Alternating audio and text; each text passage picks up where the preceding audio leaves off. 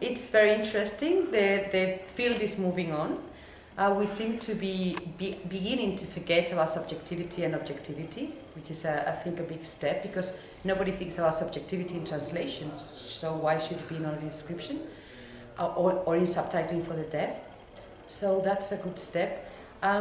New fields are appearing, like for example the text-to-speech, which seems to be rejected, like anything is rejected at the beginning, but I think it's time and common sense will accept that as well.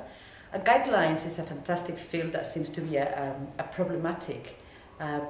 Everybody needs to have guidelines, but nobody believes in them and nobody cares about them at the end. But they seem to be something that reassures people to have guidelines.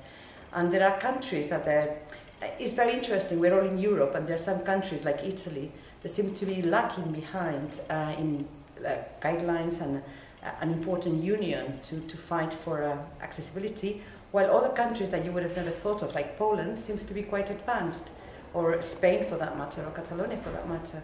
So it's quite uneven, the acceptance of European laws and European conventions across Europe. That's quite interesting. Okay. It's very nice that the industry is interested in this, like SUBTI or like Swiss Text.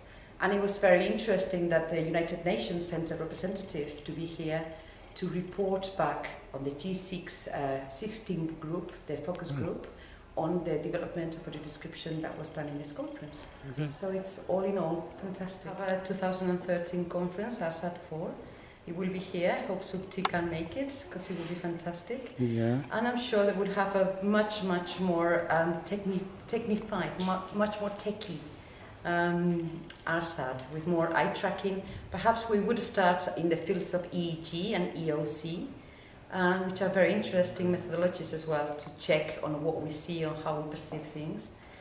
So I think we'll have 3D AD. We are working on that quite a lot now. So I think that's going to be new fantastic developments from the industry, how industry is developing as well.